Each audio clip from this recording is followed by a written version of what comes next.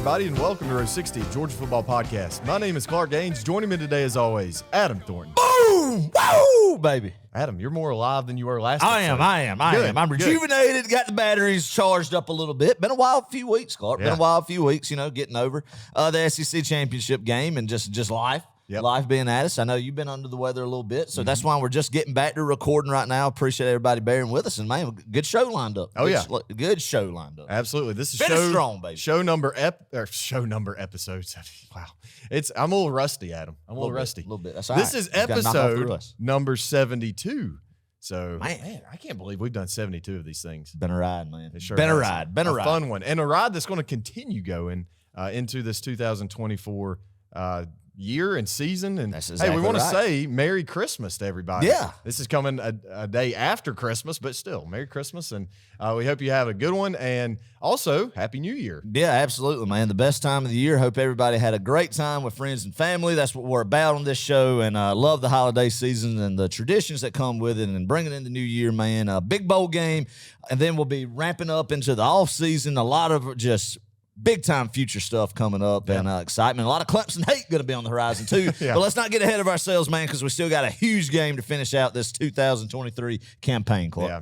Adam, you said it, man. I mean, this is a big game. Don't be fooled, people. Don't be fooled by the people at your work or a friend or your aunt or your uncle or your mom or dad or whoever telling you that this is not a big game, because it is. Yeah. It is. And it matters. And, it's not the national championship. Yeah, it's not a playoff game.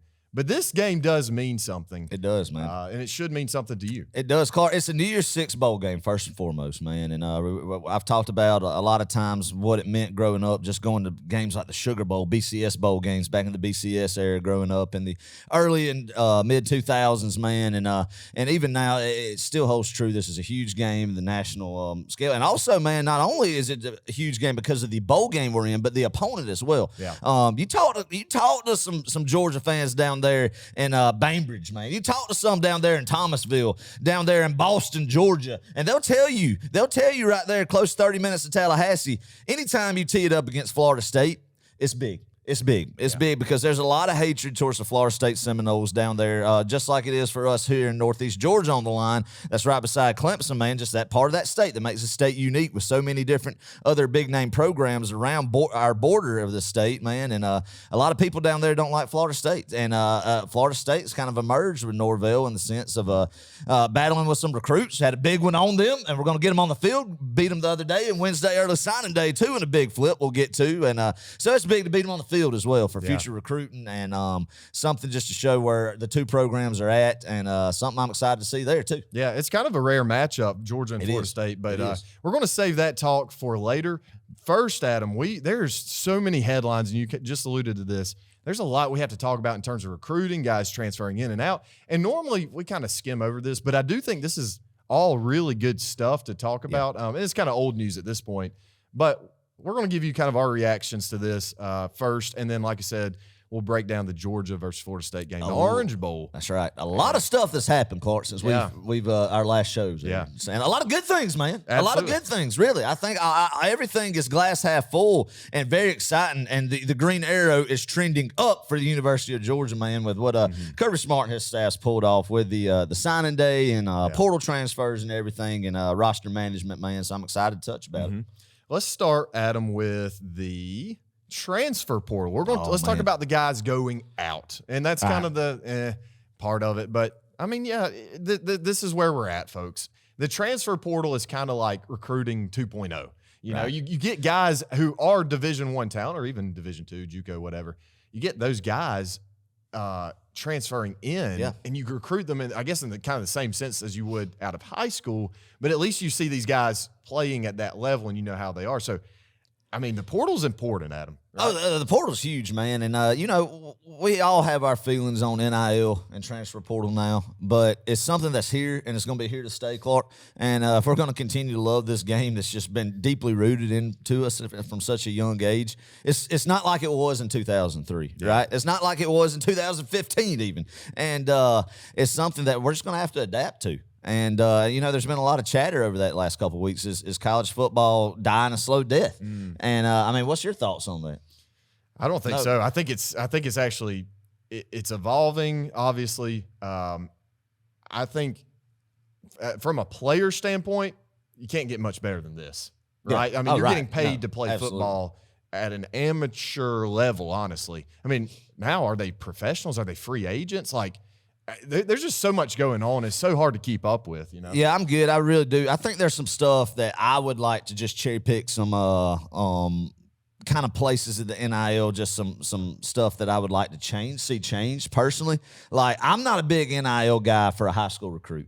I think it should be that you prove yourself on the field first and before. But I understand that's where we're at. That's whatever, man. And I know the deep pockets are going to be the guys that get these players, man. But we've seen there's going to be guys who are going to eventually want to be in programs that'll win. And I hope a lot of them have the foresight to say, hey, you know, it might be a good payday right now, but where am I going to get life-changing generational money? Who's going to develop me the best to do that? And there's been nobody, you know, it seems like, up at the top, but then you know, in Athens, Georgia, where you could get that, and you know, other schools, but definitely here in Athens, Georgia, we could do it, and that's what we've seen with early signing day. Kirby just continuing to be just a monster on the trail, and even not just now recruiting, Clark, like you alluded to, the portal being a part of it. It's really being a general manager, like on an NFL GM, is a just roster management, and Kirby is so good at roster management, man. Yeah. And I tell you one thing you will see in this new era, I think you're going to see. I don't think you'll see coaches stay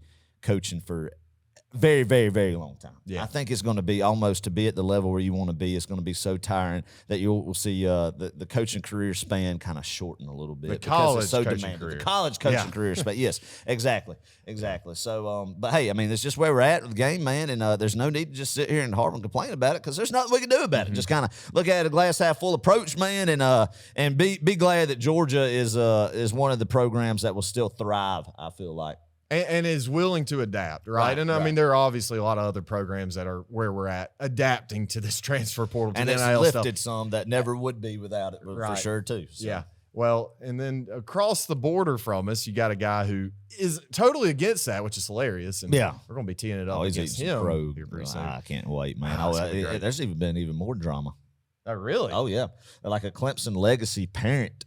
I had a son that's transferred. I forgot his name, but anyway, he was the player's dad was a legendary Clemson player. Yeah, from what I heard, and he went on social media. You know, social media, man. Everybody's got to get on social media and just let their feelings out, right? I mean, that's the way of the world and where we're at here in 2023 going into 2024. I don't agree with it, but hey, it is what it is, and that's where a lot of this stuff gets started from. And he made a post talking about, I think his son's entering the transfer portal, but wanted to practice in the bowl game and play in the bowl game. Yeah, so that's not how it works, buddy. Yeah. So he's doing that and everything, and I think Dabo got on to him pretty good, and it just started that. So whoever's right and wrong in the situation, I don't care. I'm watching it from the sidelines, but it's fun to see just negative light anytime. And it's Clemson, South Carolina. That's casted over them, man. So. Let me ask you this: have you seen the Oklahoma transfer? His mom owns a small business out here, and this Oklahoma player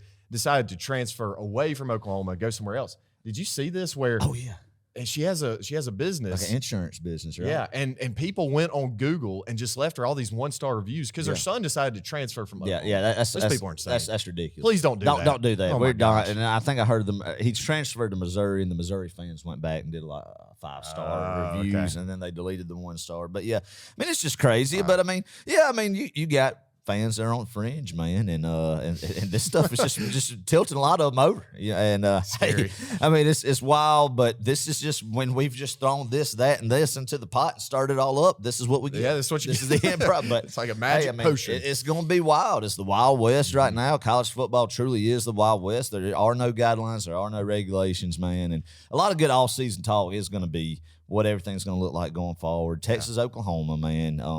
And then, the 12-team playoff. A lot of just wild times to talk about in the offseason. The gauntlet of the schedule that is Georgia's next year. Oh, my God. A lot of good stuff to touch on in the offseason. Well, back to the transfer portal. Yes. Let's start with Brock Vandegrift going to Kentucky. Yeah. Big news there. Let's just run through all the guys. I'm reading the notable guys. There are obviously more than this, but notable names. Jared Zirkle, that kind of surprised me. Jamon Dumas-Johnson, that definitely surprised me. Nyland Green, Marvin Jones Jr., and then Xavier Sorey. That also shocked me. Adam, I want you to tell me which one of those names shocks you the most. honestly, there's one you didn't name that shocked me, and I think affected me more than any of them. Who's that? A.J. Harris, the cornerback. Oh, who's yes, just been on campus yeah. 1 year, and I think that's the one that probably affected Kirby the most, man. I mean, a promising cornerback, and I mean, of course, you can't expect really. I know there's been some outliers, but Kirby Smart defense back secondary. The talent that's loaded in there and accumulated year in, year out, man, for a true freshman to think he should come in and compete and start, I mean, instead of a year of development and then go into the following year, competing for some more playing time. That kind of shocked me that A.J. Harris wanted to go out, man. But as far as those names you mentioned, I mean, I feel like, Zirkle probably wanted to do more than kickoffs. I understand that, man. He was a scholarship kicker here, but just never could beat out the two place kickers that we've seen in his time. Kick a ball through the uprights. But hey, man, he did a great job on the kickoff team, Clark. He sure did. Boomed it, man. So Vandegrift didn't surprise me there, man. Probably, I think he got a good package from Kentucky. It's amazing Kentucky paid that much money to a guy who's never even been a starting quarterback. Clark. Right. The last two they have, that's what Kentucky's been doing now, is going to the portal and getting quarterbacks instead of bringing them in from high school and developing. But the previous two, Will Levis didn't start at Penn State, so maybe they're going to the well with that again. So seeing if they can find a diamond there. And Vandegrift, I think he'll do well there, man, in the Liam Cohen offense. But yeah, I think Nyland Green sees where talent coming in the secondary and stuff, and I think he's a guy who's been in the system now for a couple of years. Sorry, I don't know about that. It seems like there was that was still one of the oddest moments of the year of how he just disappeared throughout the year. I was thinking, man, there was some off-field stuff, and then all of a sudden he's starting in the SEC championship game. That was odd. But he played pretty good. I think Sorry, man, and Johnson, I think it's just a testament to the young talent that is in that linebacker room, man. Yeah. We saw some of that flash with young C.J. Allen and Raylan Wilson, and I mean, you think about that, and you get guys like Justin Williams coming in, man, and I mean, just loaded. I think they just see the writing on the wall, man. These younger guys, there's going to be less and less playing time coming around, and even with Jamin Dumas-Johnson, Clark. Yeah, and I mean, a veteran guy, a guy like literally. Yeah. We were talking about this time last year and leading up to this season, like this is going to be kind of the leader of this defense. Oh yeah, and I think he was, man. Yeah, I think he was. And he played a great role, and I wish him the best of luck. I no ill will. I understand he can't split time though. A lot of these guys, and I feel like that's the case for a lot of these guys. They don't want to split time. They understand that if they want to make that generational money, they've got to show as many reps as possible on the field, and they're going to go to the place that can offer them that. That's right, man. And, so, I mean, I understand why he transferred out. I was it was shocking, but I think it just shows and should excite you more and more, man, that honestly it's because of what we have coming up in that linebacker room, man. And I was glad to see that he did not go to Auburn. I thought he was going to go to Auburn, and that was really going to – but Kentucky, so, I mean – hey, but yeah, Jamin Dumas-Johnson really didn't see that coming. Understand Marvin Jones Jr., man. Everybody who's listened to this podcast the past couple of years have known I've always been a big Marvin Jones Jr. guy. I have been excited about. He just looks like he should be an absolute stud at the outside linebacker position. This one did not hurt me as much because I think we've seen what we're going to have in Marvin Jones Jr. Nothing against him, man. Yeah. I hate to just kick a guy while he's heading out the door, but I don't think he lived up to his 5-star billing in Athens. And, I mean, we've seen some guys, linebackers, transfer to Tallahassee. He is a legacy Florida State guy and is going on to be first-round NFL draft picks. But I do not think he is Jermaine Johnson. No. By any means. But yeah, it's worth noting, too, he won't be playing in the Orange Bowl for either team. So that's kind of funny. Yeah, so so he is he's a guy, man, that had high hopes for, but I just don't think it panned out. And I'm okay with him going on, man, and wish him the best of luck. Yeah. I mean, all these guys, I understand their situations. I get it, I really think just the two, Zed Haynes and A.J. Harris, might be the two that just kind of just like, man, compared to these, they're all understandable. And honestly, not maybe in some cases kind of mutual decisions between them and the coaching staff. Right. Like, I mean, look at what we got coming on, kind of showing the door a little bit. Yeah. In a sense, man. The Haynes kid really surprised me. I was really excited about him, but I don't know. That was I think him and A.J. Harris are the two that might have just been a gut punch to Kirby Smart in the sense. Others, I think, more understandable. A lot of them, like the Justin Robinson type deals, man. Not Justin Robinson. He's crap. What's his name? That Gump. Meeks. Jackson Meeks. Yeah, Jackson Meeks. Yeah. Understand Going to that. Cuse. Yes, going to Syracuse, man. Fran Brown, I think Fran Brown helped us with the recruit, getting him. Fran Brown starting his team up there in Syracuse. Took some guys from the portal. I think that was some mutual stuff of, the coaching staff saying, hey, that'd be a good landing spot for you too. So, all in all, I'm fine with how this portal's shaking out. I'm not just panicking because of the numbers, man, because you got to look at just where the NCAA is now. You got to have this roster turnover management to bring new guys in too, portal and recruiting. And, right. Well, yeah. Well, okay, so that was guys going out, right? Going other places. Let's talk about the guys coming in. Wish them the best, too. Wish them the best. This particular crop, I'm okay with where their landing spots are and everything else. There have been other crops where I have not felt the same. Oh, really? Yeah. Is there a particular plant or crop, Adam, that you don't care for that made you bitter? A.D. Mitchell. A.D. Mitchell, maybe. Jermaine Burton. Yeah. I'm done mentioning his name on this podcast. He doesn't deserve it. Man. I need to wash my and I think he is in the same category as another player we're going to talk about here coming up when we get to the actual high school kids coming in. Okay, yeah. Oh, yeah. I see where you're going. I'm going with that. Yeah. Okay, guys coming in. And these are three names so far that are definitely worth mentioning. This is just so far right now. Yeah, so far. I mean, I would say you're going to see a quarterback come in. Hopefully the kid from Texas might. Because Kirby, is he going somewhere else? He just committed to Duke. Oh. Just within the last 24 hours, yeah. Oh, okay. Yeah. Never mind. Well, we still need a quarterback, and I definitely think, I don't know. Want to carry four. Kirby's one to Kirby carry said, he said in a presser, right? It's a hard four. Like, they've got to have four. Okay. Puglisi I didn't see that. Yeah. Makes three. It's really, Beck, Stockton, and Puglisi. Mm-hmm. That's it. I like Pug, man. We'll get to that. Actually, no, I think we got a walk-on, like a preferred walk-on, like a Stetson Bennett kind of guy. I saw that guy. Maybe that he means he played in the Benz for the state championship. Okay. Nice. But, I don't know. That'll be interesting to see, man. Anyway, guys coming in. This guy I'm really, really excited for. I didn't know much about him until I heard his name in the portal. Colby Young, a Miami wide receiver. He's 6'5". I think he's one of these guys that you can just kind of throw it up to, and he's going to get it. He's going to go get it. I think he's like 68% contested catches that he has made. Jeez. That's a pretty good high number. Yeah. I honestly think, this is a skewed stat, so don't get me wrong. I'm not saying he's better, but I think it's a higher number than anybody we've had on Georgia, including Brock Bowers last year, as far as the percentage made of just. I know it's a skewed stat, but no, I'm not saying this guy's Brock Bowers at all. But you're not. No. But no, he looks big. I tell you though, who he is, Clark, and who he could be to Georgia for us fans who are familiar with getting transferred wide receivers from Miami. And I know the talent level in the room is a little bit better than when it was then, but he was huge for us then. Is a name of Lawrence Cager, if you remember the 2019 season, Clark. He was a stud, man. He was he may have been the leading receiver that year.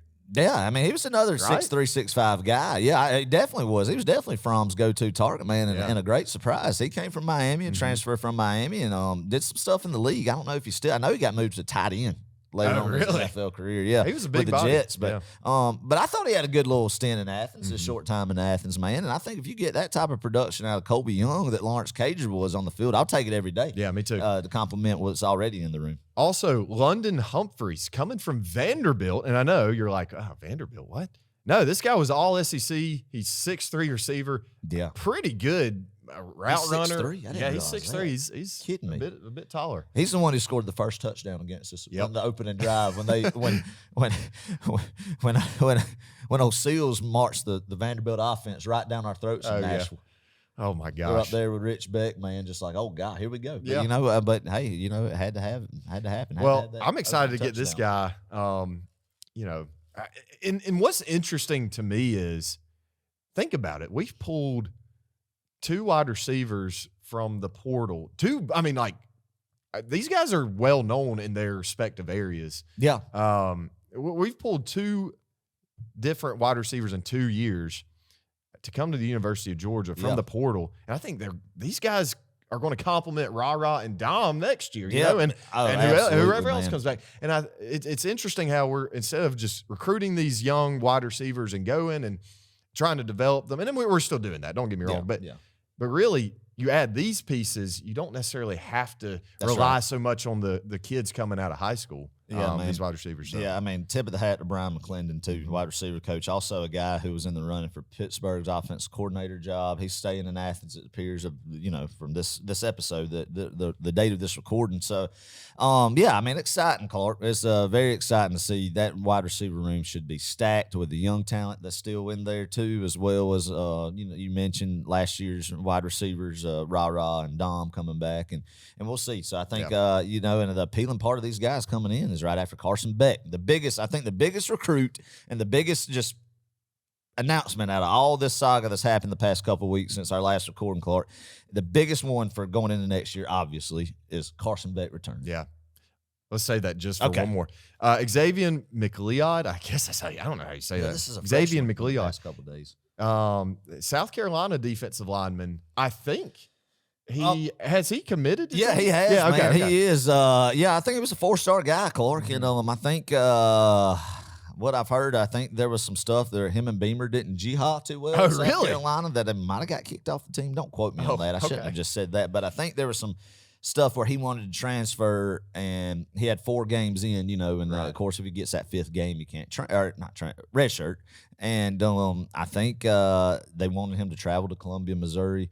He refused to, yada, that type of stuff, man. So we'll see. I don't know. I trust Kirby and Trey Scott. If anybody could get somebody right, it'll be them. So I don't know the story, man, but I think he's a talented guy, and hopefully he finds his place in Athens, man. And, defensive line, kind of the stuff we've heard the past couple of days when you use guys that's coming back and getting this guy in, man, and some recruits, a position I think that we would say probably disappointed this year from our early predictions. I mean, fair to say, but lost a lot of studs, and but looking promising, I should say, going into 2024. So we talked about defensive line, outside linebackers. Would love to see some big portal additions there, and here's one right here, man. Mm-hmm. Well, if anybody doesn't get along with Shane Beamer, maybe they get along with Kirby Smart. Yeah. Yeah, that's right. That's right. They couldn't be more polar opposite. That's right. The cultures couldn't be, man. So. That's true. Guys returning that we know of so far, and hopefully there's more to this list. I don't think there will be many more. Carson, as you mentioned.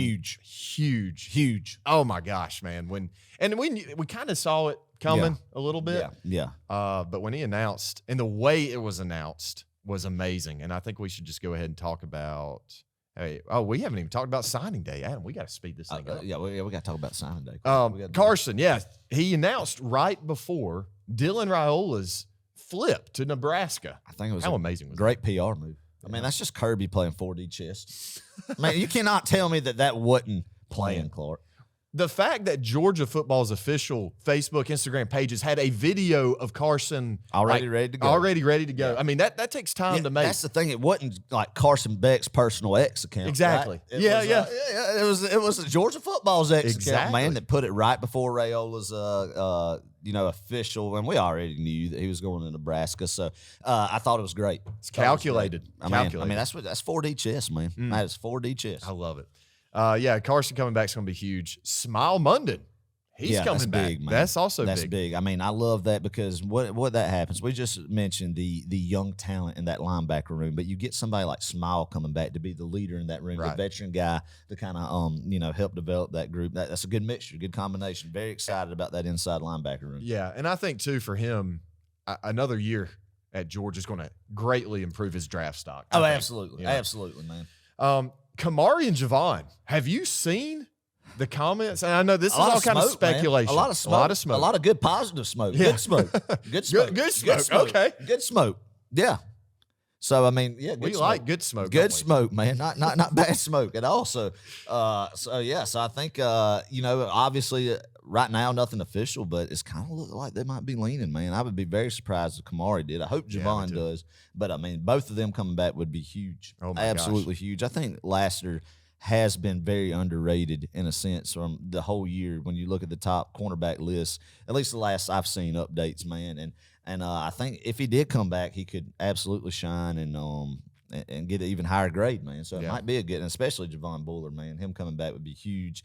Big time 2 leaders right there in the secondary. That'd be big. Sure would. Too. Sure would.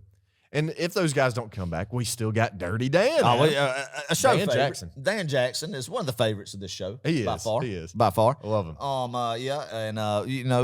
We talked about another guy that went out. Dan Jackson and Darius Smith were two guys. Oh, yeah. But Darius obviously did not pan out here, and it did not go well. He's going to Missouri. So Yeah, good luck to him. Good luck to him. But Dan Jackson, man, I think he has earned. I think DGD title was thrown around too loosely these days, Clark.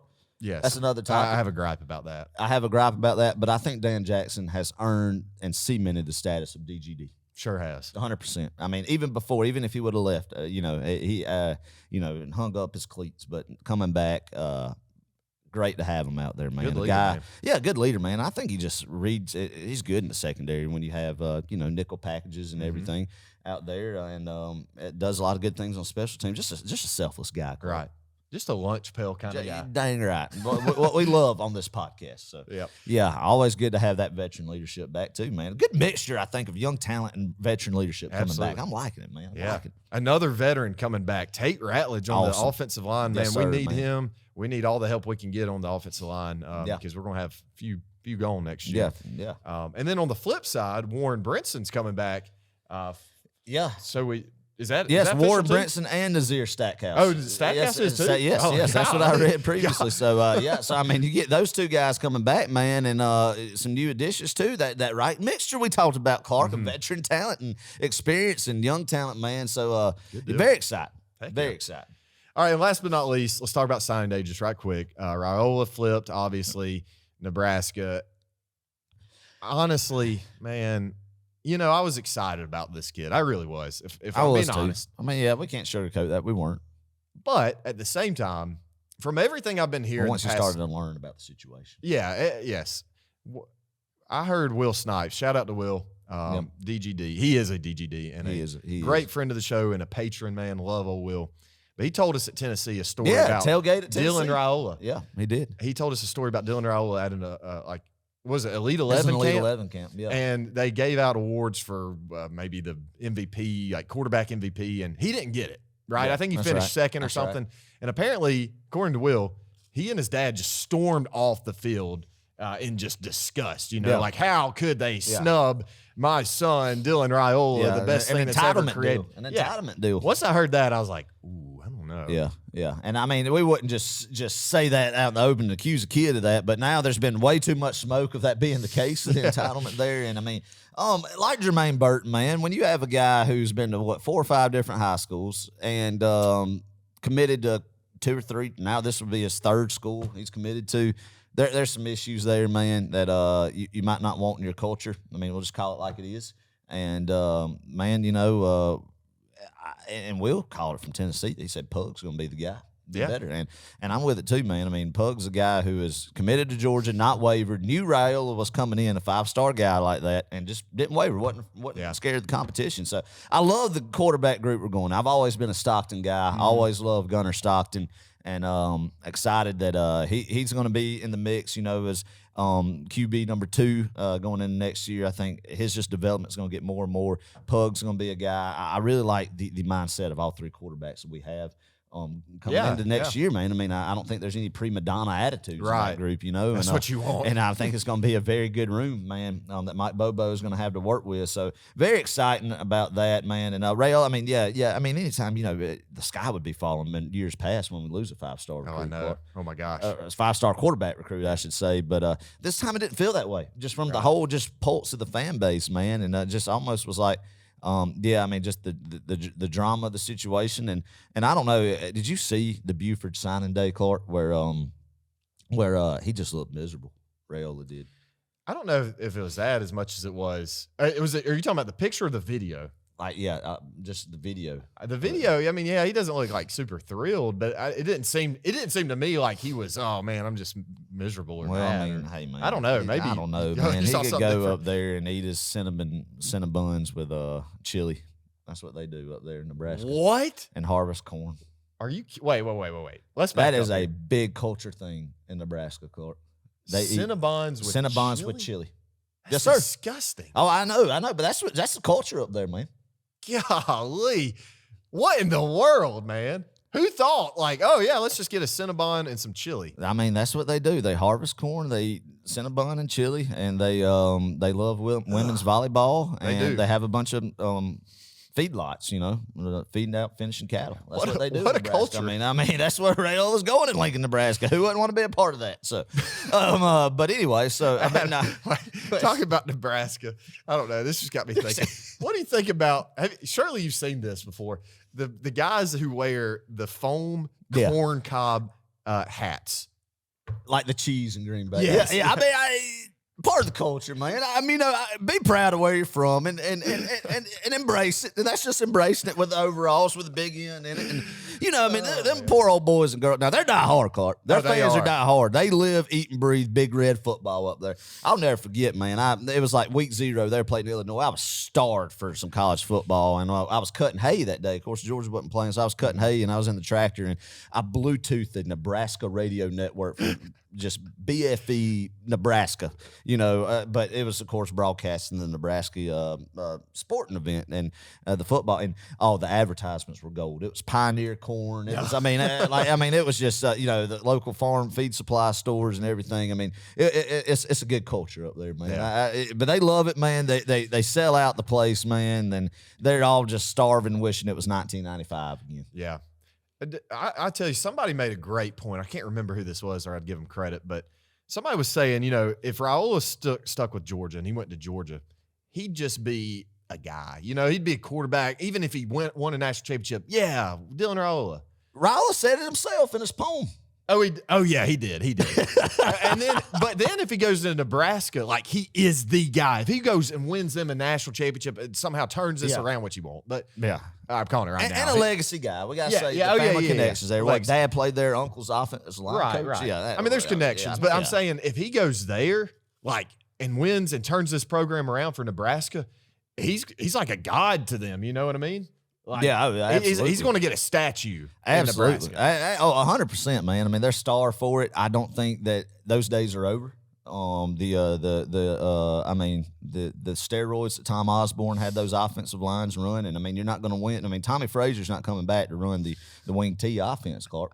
You can't give your offensive lineman steroids anymore to push anybody around. No, I'm just kidding. I don't know if they did that, but I mean, great tradition, man. Up until about 2001, they had some good ball, but gave probably the second best beatdown in the national championship outside of last year's Georgia TCU is when they absolutely smoked Steve Spurrier's Florida team in the 1995 national championship. That's a good off-season watch. If you ever want to go back and just watch Spurrier completely disgusted, Nebraska ran them out of the building one year in the national championship, and I think it was the 95 national championship. Yeah. So, a lot of tradition there, but it's been decades since it's been something special up there. So whatever, Clark. I mean, I'm not really going to try to wish. I don't like how it was handled. I hate the poem deal about it, and really kind of giving a jab at Georgia. But whatever. Do you have a poem in lieu of Dylan Raiola's that you would like to orchestrate? I mean, really some just haiku, perhaps. Haiku, yeah. Some really riveting, Edgar Allan Poe stuff. Oh yeah. If you have not read Dylan Raiola's poem, you should definitely look it up. It is super cheesy and corny, and wow. Talks about really saying that he could just go to Georgia and be I don't know. Did he mention the word cog in the machine? And then, he can be the machine when he goes to Nebraska. Did he say that? It was something like I don't think it was like that, but it was basically like he would just be another piece at Georgia and come to Nebraska. And but all, haiku of sorts, Clark, like you said. I mean, just a really interesting deal. I don't know who. I don't know. Whatever might be good. I think I'll just call it. I hate to say it like this. Hope it doesn't work out that way for his sake, because I'm really not trying just to let my feelings be known, about the situation. But he'll be at Nebraska a year or two and transfer out. Oh yeah, no doubt. 100%. I'd put money on that. If anybody wants, I shouldn't say. I'm not going to gamble.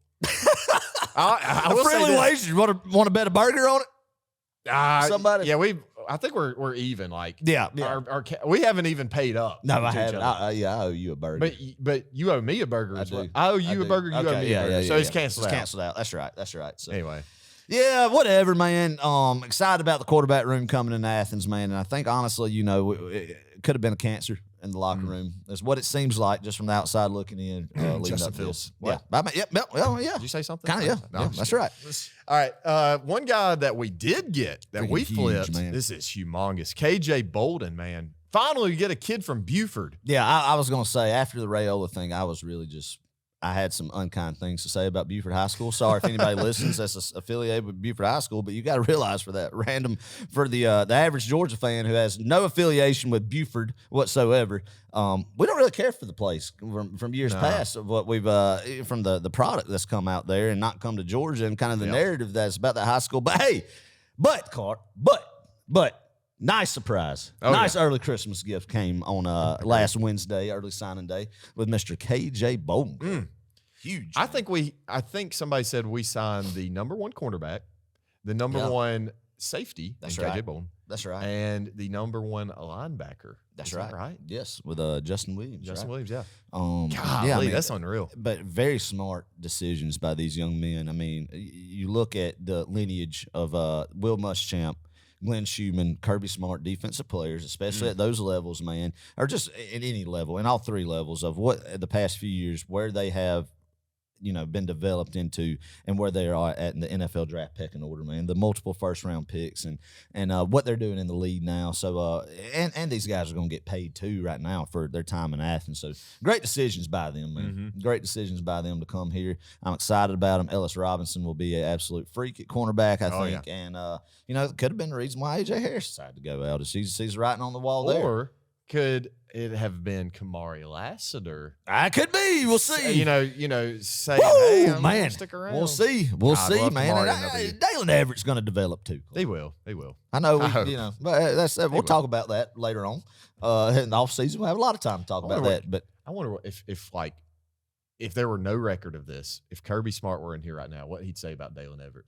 Like he'll be good. I mean, I'm sure he talked. I'm sure he talked highly of him and positively. But I'm saying, like, what would be some things if he were being dead honest and there were no record of this, nobody else can know. What were some things he'd have to improve on to keep that starting position next year? Yeah, definitely. I don't know. Have to find the football, but I think that there was no other option there during the season. We should talk about. But you remember Tyson Campbell, his first year starting? Yes. Wasn't just. I remember yelling at Tyson to get his head around a lot in 2018. Would that be right? Yeah, 2018. So now I think, but look what Tyson Campbell turned into, man. Wait a second. Sorry, I agree. So Tyson Campbell's a stud. Yeah, and Dalen Everett's got. It's not like you're, God bless him, but it's not like you're trotting out Prince Miller and Vance Cuff out there. Or gosh, Jawan Briscoe. Briscoe That's my go-to. A highly touted recruit. He was, but jeez Louise, he got scorched in Missouri in 2016. Right. Yeah, that's true. That's right quick, man. I'm so jumbled right now. Did Julian Humphrey transfer, or is that something? There's some talk. There's some talk about it, but I don't think anything's official right now. I hope the kid comes back, man. I do too. I thought I just dreamt I don't know. that. There's just so much stuff to keep up with what's tough. going on. I don't see how they keep up with it, all the coaching staff, but.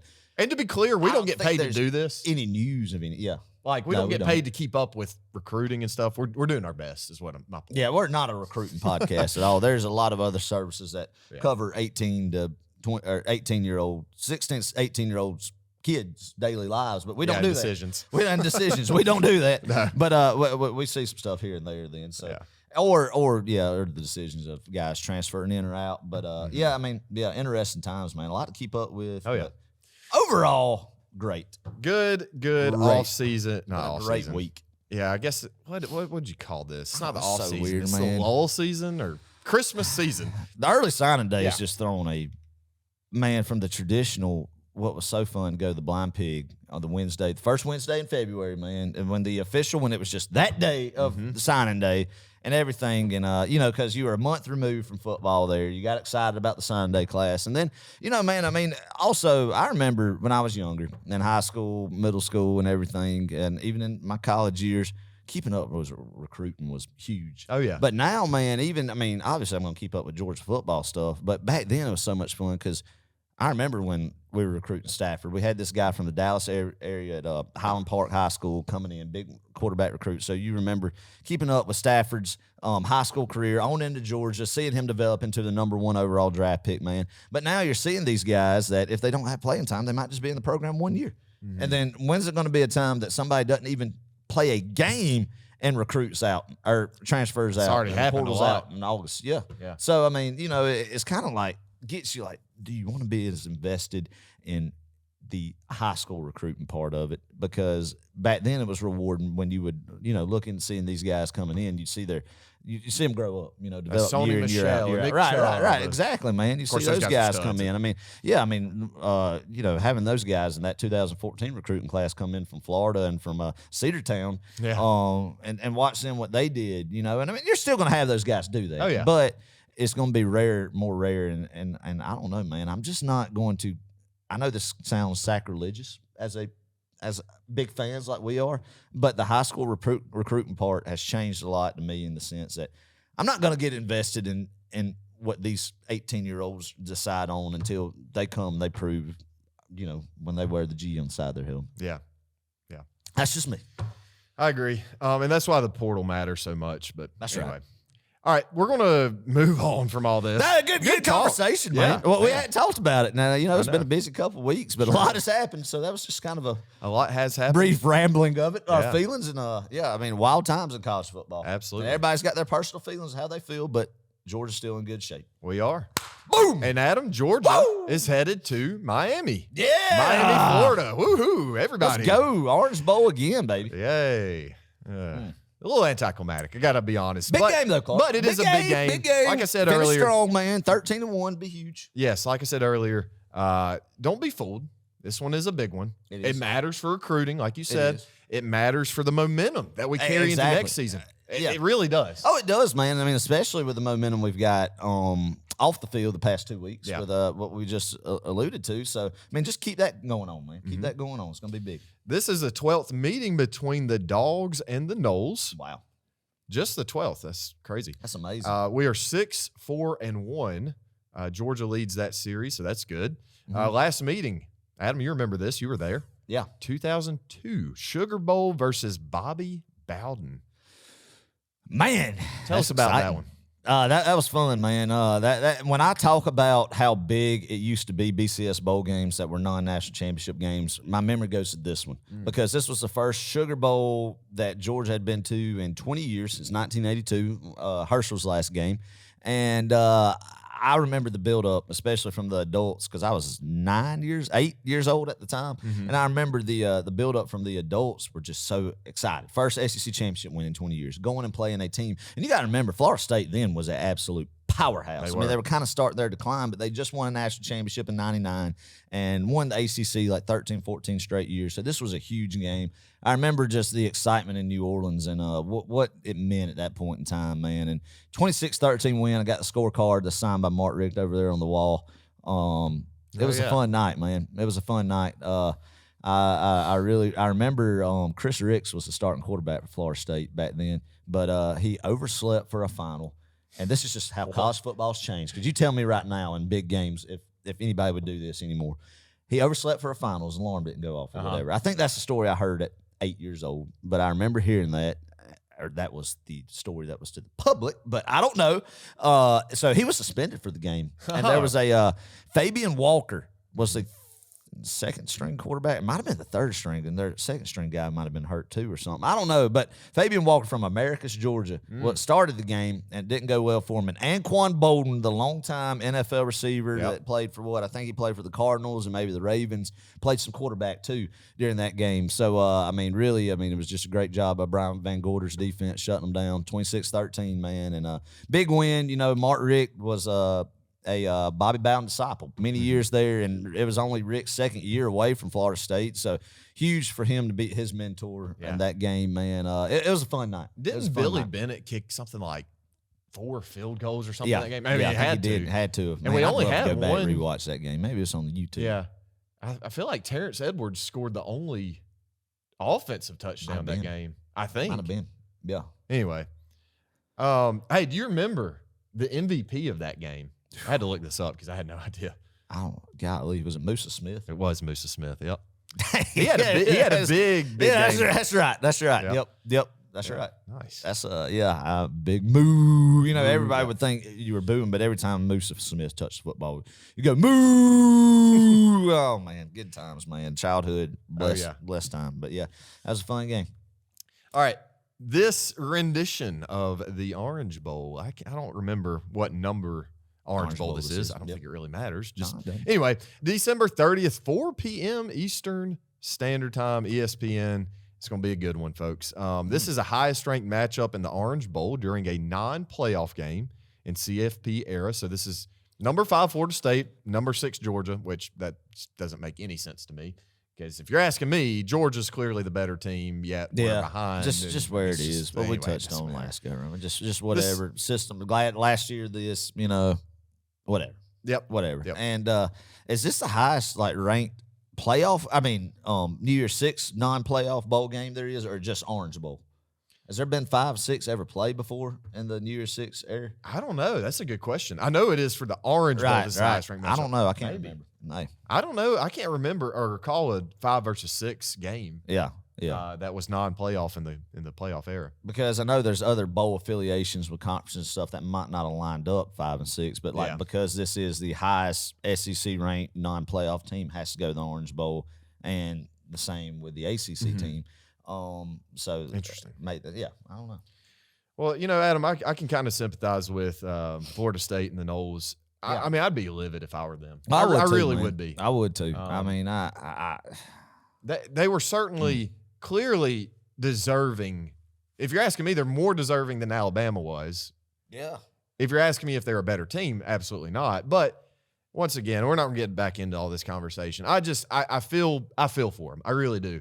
I feel for Jordan Travis a lot. I do too, man. Because he can't help that he got hurt. God bless him, he can't. But he's got to feel guilty because the biggest argument was because he was hurt. Right. They didn't get in, man. And to put that on a kid's shoulders like that, even though he did nothing wrong, he can't help. I mean, it's just part of the game, man. It just happens. But still, for that, I've never seen it for a single player getting hurt like that change it all for the program. Yeah. And he said he was very humble about it. Said that this team's bigger than what the starting quarterback is, and just hate that for him. Hate it for that whole really fan base. And I'm not a big Florida State fan whatsoever. Don't really care for them at all. But still, I feel for the fan base, Mike Norvell, the whole program, man. You go perfect, even if it is in the ACC, and you don't get a chance. You don't even get a shot, man. I hate it. I'd be livid. Yeah, but, and we've got an argument too. That's the thing about it because. Yeah, we didn't win our conference championship. We got punished for playing in a conference championship game. Unlike in years past, some people didn't even have to play, and they still made it in somehow. One team in particular. Yeah, one team. I think there's only been one team in particular that has done that. Right? And they've done it like 3 times in the past decade? Yeah, besides Ohio State last year, they didn't do it. But Alabama's did it. I'm talking about Alabama. Oh, okay, me too. 3 times, but I was just thinking, besides Ohio State. Anyway. 1 year. That's neither here nor there. No, it's not, Clark. We're not going to get we're glass half full in this episode, and we're being chipper. It is the Christmas season, and I have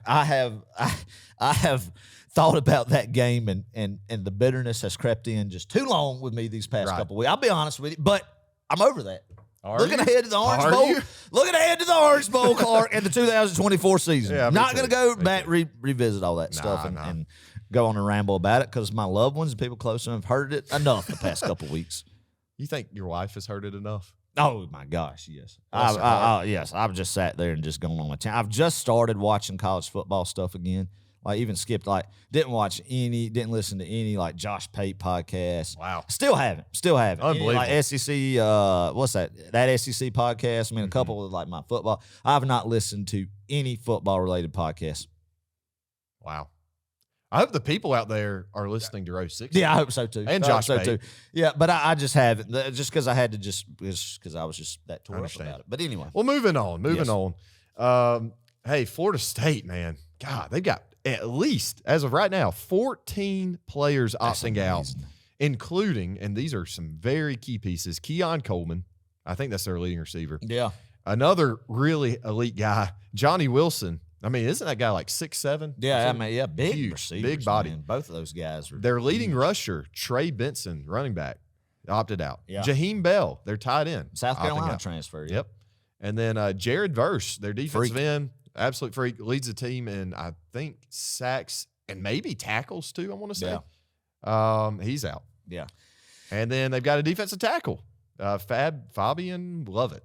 Fabian Lovett. Fabian. Wow, man. I don't know. Yeah, this Florida State team is definitely not even close to the one we saw Labor Day Sunday that absolutely ran LSU off the field in Orlando. Yeah. And that's sad because sad. like I want to play a good Florida State team. You know? Well, I was wondering, and I mean, I was very interested when this was announced early on. What was Florida State's Clark? What was their mindset going to be? Was it going to be everybody's going to come back that they, were obviously disappointed but wanted to prove a point, and you had a good opportunity to prove a point against a team like Georgia, who's been number one majority of the year, and they come in, but they try to, everybody come back, play, finish this thing off, perfect season, and then they might pull the old UCF and claim a national championship or something like that. But I just think it was just so demoralizing for them, and these guys are just thinking about their NFL careers, and that's just the game we're at now, man. And with these New Year's Six bowls, and I'm proud of where Georgia is with it right now. But these guys, and Georgia's going to have opt-outs. Let's just be clear. There's going to be a few guys that we don't want.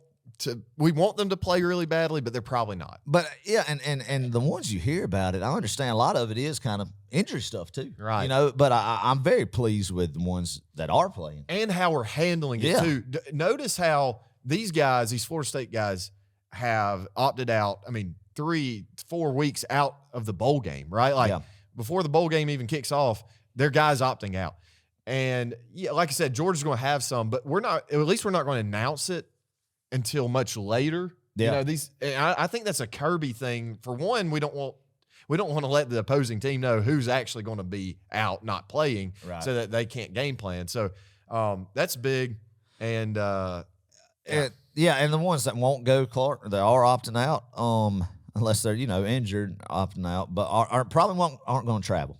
Right, man, because I think the whole Texas Sugar Bowl debacle changed the whole mindset of these type of games, man. And I think that, and I think that's something we should be confident in and excited about with this game, that you're not going to see that anymore in the Kirby Smart.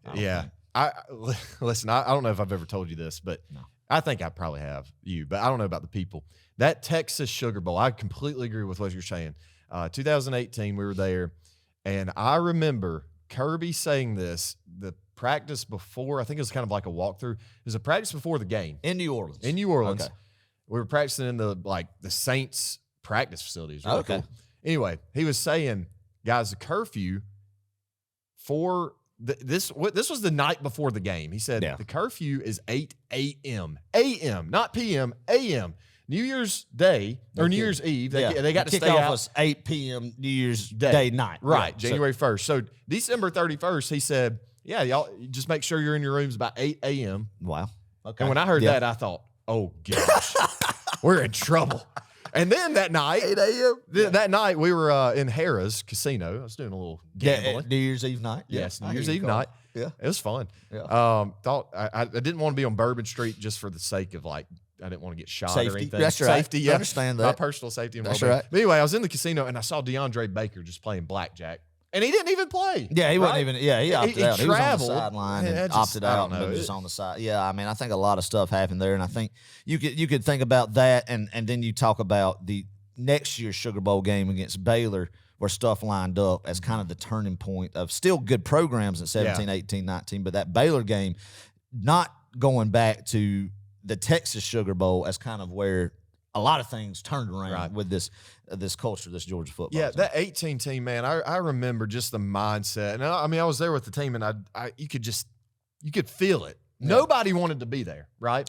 It was demoralizing because we were in Florida State's shoes in that 18 game or that 18 season. Like, yeah, we didn't win a conference championship and we weren't undefeated that year, but we were definitely one of the 4 best teams that year. Yeah. And we felt we got snubbed. And whether we did or not, our players played like we just, didn't want to make didn't Texas care. Was fired up to be there and all this stuff. So, yeah, I mean, I think that happened, and I think going forward, you're not going to see that again. And you haven't. I mean, the 2 games that were non-playoff bowl games, Georgia's won. You know, I mean, it was the last-second field goal in the Peach Bowl against Cincinnati. But Cincinnati at the time, those year before they went to the playoff, was excited to be there. Right. And, I mean, everybody was playing, Desmond Ridder, all those guys. And Georgia had a good effort to win that game, man. And during the COVID year, and then that 19 Sugar Bowl against Baylor, guys like Fromm decided to play, even though he was leaving. And DeAndre Swift, I think, was banged up, but he still dressed out and played and played a play or two. You know, I mean, but that meant something, man. That meant something to us as fans. So I expect that type of deal and that type of mindset to be what Georgia has in Miami this year. And on the flip side, I can definitely see Florida State going into this game just demoralized. And I mean, can you blame them? I mean, no, you can't. You can't. You know, I mean, I understand it. I mean, it's just weird where the game's at now, man. These games have turned into this, and that's why I'm excited about the 12-game playoff next year, Clark. It's going to eliminate a lot of this stuff. Well, really quickly, let's talk about kind of what we expect offensively from Georgia and defensively, just how the game might shape up. Let's start with kind of Georgia's offense versus Florida State's defense here. Carson offensive line, Adam, they've got a challenge because this Florida State team ranks 3rd nationally for sacks this year. And listen to this. This is a crazy stat too. They've gone 9 straight games without giving up more than 20 points. That's kind of crazy, I guess. I mean, the ACC, that's not crazy at all. I can kind of expect that. But I mean, and then how much of that production is from Verse and the defensive tackle? That's it. Right, yeah. You know, I mean that's why I hate it. I just don't know. You know, you just don't know. You just don't know. That's a big question. And what are the guys going to be like? They're replacing these guys, man. Yeah. So, but I mean, nonetheless, though, not taking away from anybody else in that defensive front. That's impressive. And I mean, Georgia's definitely, even though these guys are opting out, going to have to come in and play a good football game, good sound football game. And I want you to think about this too on both lines of scrimmage for Georgia. You know, for the past 3 weeks, they've heard some chatter about how they got whipped, how they got dominated. And whether you believe that or not, they take that personally, I'm sure, these Georgia linemen on both sides. They're going to have a point to prove. Yeah, that's right. That's right. I mean, a lot of them, too, this is another game for them to kind of up their draft stock. That's right. And, so offensive line's got to protect Carson. They're going to be aggressive. That's right. Florida State, Jared Verse opted out, big playmaker on defense. Adam, I'm interested to see if Ladd and Brock play. Do you think either of them play? Do you think one or the other plays? I think Ladd has a better chance than Brock.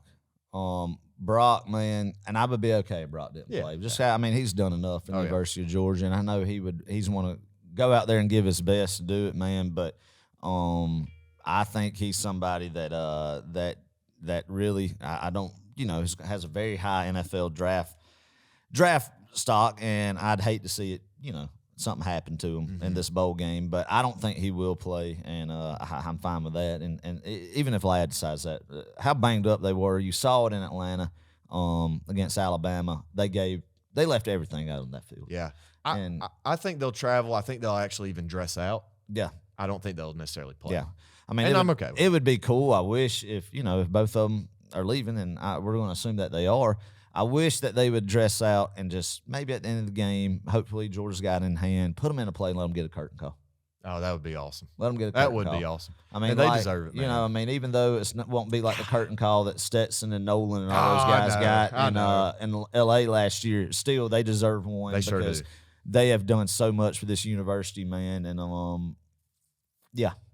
would love to see that. I'm getting a little emotional thinking about that. I really haven't given that much thought about this. Very well, it will be. It will, Brock's last game for sure. Yeah. Ladd potentially. I've loved those two guys, and I can't be doing this.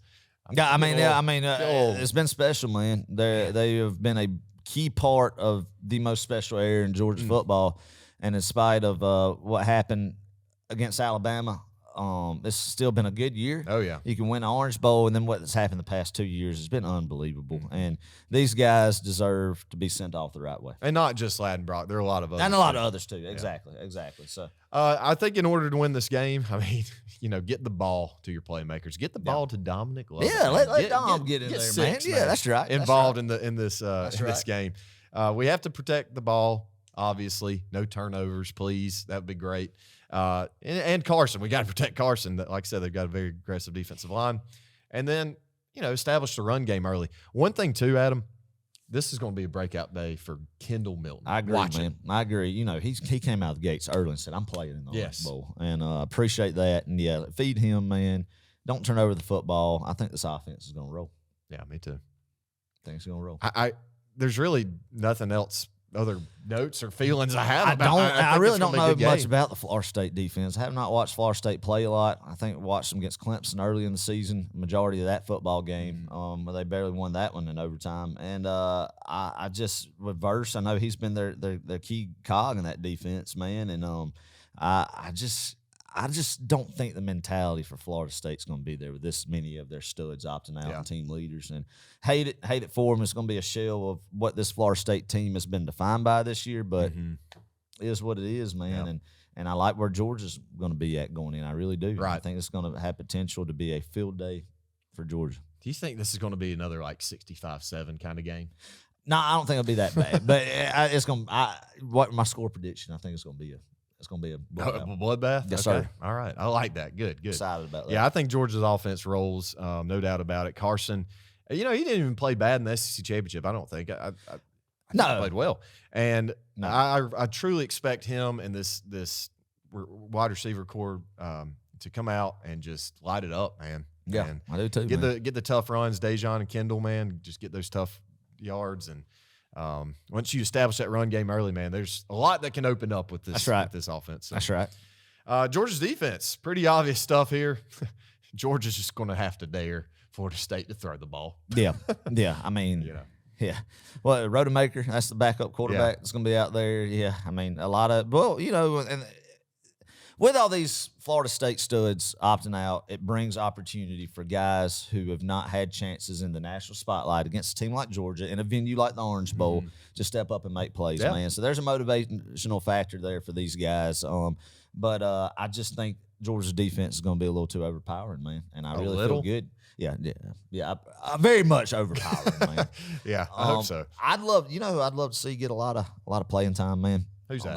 Jalen Walker. Yes, get him. Let's go ahead and start it and then get him going, man. That he's going to be ready. Yeah, C.J. Allen. I mean, it's time now for these guys who are going to be back next year to step up and get some good playing time to finish this season out strong. Yeah. So I'd love to see Jalen Walker get more snaps than what we've seen him get and release him, man. I think he's going to cause some havoc. I think number 11 on the defense side of the football is going to have a big game club. I love it. Get some young guys. Whoa, man. Yes, sir. See, that would be sweet if you ran it up a little bit. Maybe like 45, 10, and that's right. And the third going into the fourth, put your young guys in. Give them a full quarter, man. Yeah, well, like Christian Miller, man, and those guys on the defensive line, some of these younger guys.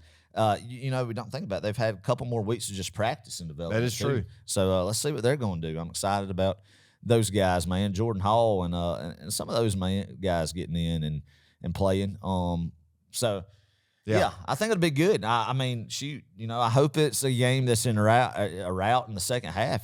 Let's put number 14 under center. Oh, so heck yeah. Gunnar Stockton I love it, man. In the Orange Bowl, man. I was about to say, maybe we should put Brock in, but Brock's not with us anymore. No, he's not. he's buying his mom a new car or something up That's right. I mean, he got Lexington, paid, Kentucky. Man, so, hey, good for him. Yeah. Trey Benson, their leading rusher, as we mentioned, opting out, man. They'll lean on a guy named Lawrence Toth. Oh, really? Tofili? Okay. He's a very athletic running back. Is he? How do you know that? Have you seen Tofili tote the rock? I did. I watched like 2 highlights on YouTube. Oh, yeah, Clark. And I determined. That is what we give here at Row 60 Podcast, baby, is that in-depth analysis of knowing what Lawrence Tofili is like with the football. Yeah. I mean, very athletic running back. Good. I mean, just a lot of speed. Oh, yeah, a lot of juke and jive. Kind of yes, athleticism. Agility. Okay. Perhaps. All right. That's good. I have no idea. I do know he's a pretty good back, but from what I've read. Yeah. Keon Coleman is opting out. Once again, huge loss for the Noles. God, Johnny Wilson, like they're big targets. Oh, they're great. Huge. Man. Yeah. I remember watching them against LSU. I did watch all that game, and I was like, man, this Florida State team's good. And they don't have these guys. Yeah, it's not the same team. But no Jordan Travis, obviously. Tate Rodemaker. Is it Rodemaker? Is it Rodemaker or Road? I think it's Rodemaker. It might not be, but I like to think it's Rodemaker. Rodemaker. So we're going to go with Rodemaker. Okay, I like that too. Redshirt freshman led Florida State to just monumental. Comeback win against North Alabama. Yes, a comeback win. Yeah, that is when Jordan Travis got think hurt. it was a big comeback win against the powerhouse of the Florida. Yeah, University you're right. Of Florida. You're right. And Sunbelt Billy and the boys down there in Gainesville. Yep.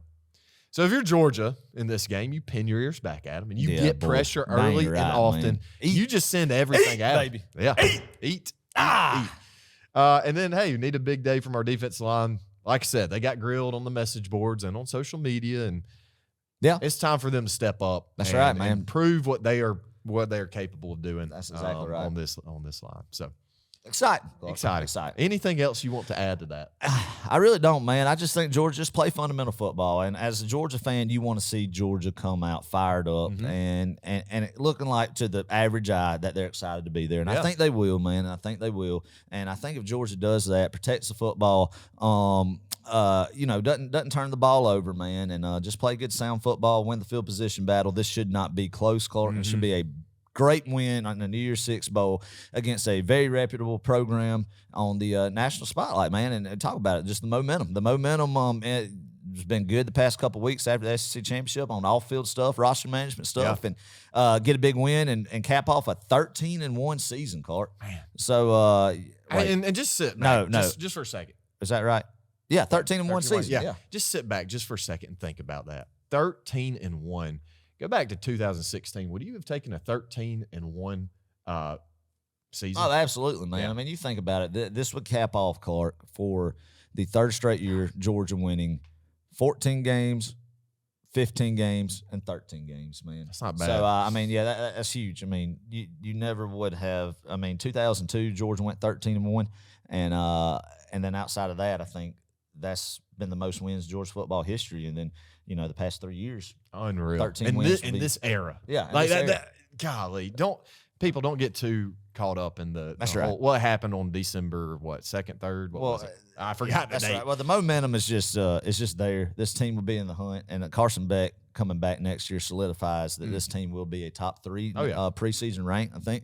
Heck of a schedule. Cannot wait to talk about that in the offseason, Clark. A lot of good offseason stuff to talk about with this new era of college football approaching us, man. And but it's going to be fun to watch Georgia tee it up one last time. Heck yeah. One last time. Well, moving forward, what we're going to do, we'll have a post game, like a review of this Orange Bowl podcast the next time we see y'all. That's right. And then we may do something kind of like a little preview for the national championship, whatever. Yeah, do something like that. And then from there, it's off to the races to 2024 and that's season. Right, so man. And they'll be here before we know it. That is true. And we got a lot to look forward to as Georgia football fans. A fun schedule, too, next year. I got released the other day. Very fun. Lots of good road games and good times ahead.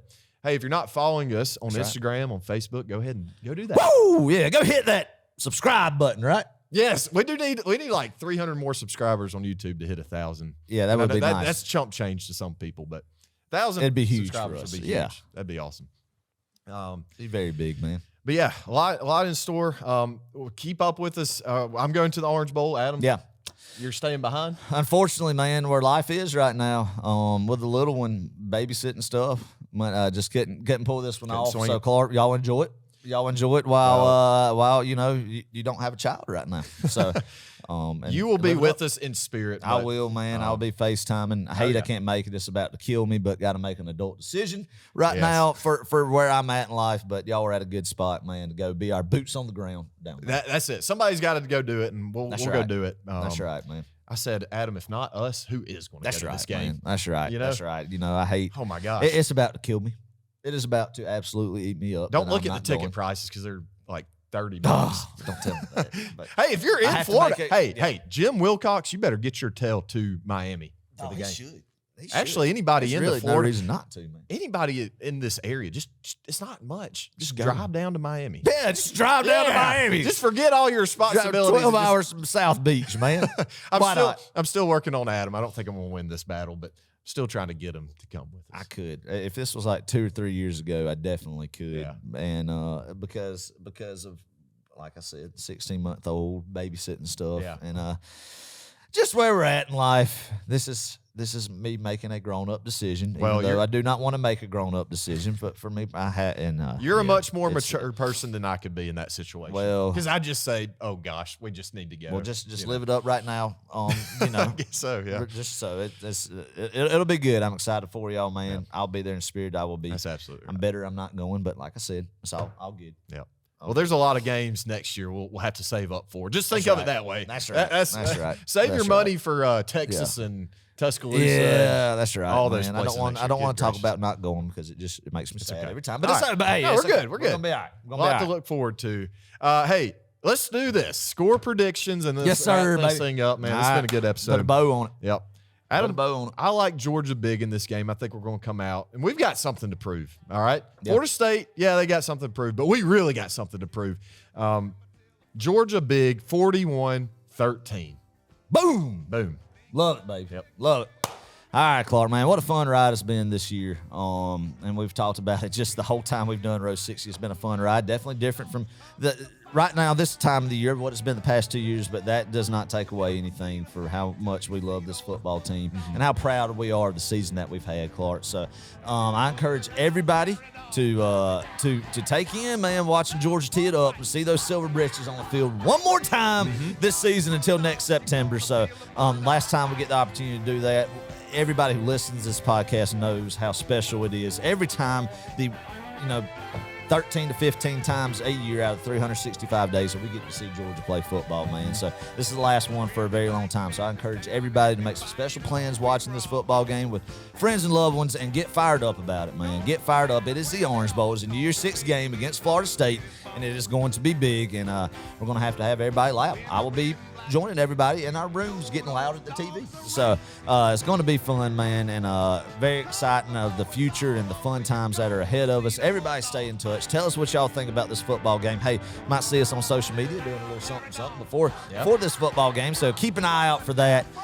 Clark, I think this is going to be a culture win right here. And what I mean by culture win, I think it means that the culture that is deeply cemented at the University of Georgia under Kirby Smart's football program is going to be that these guys are going to show up for this football game. They're going to play their tails off, man. And I think we'll see some guys that maybe hasn't shined this much. You get opportunities in this game where we're going to see just the talent just leaking out of what it is from top to bottom in this depth chart. And that is going to be very exciting, man. And just big momentum going into the offseason and going into the 2024 season, Clark.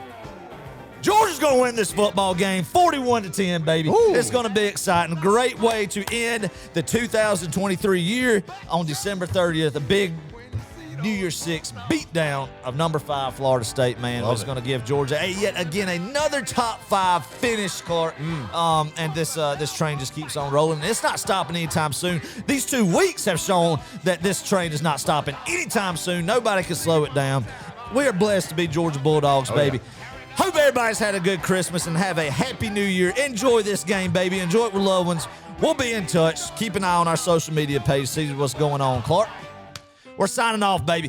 Go Dogs! Go Dogs!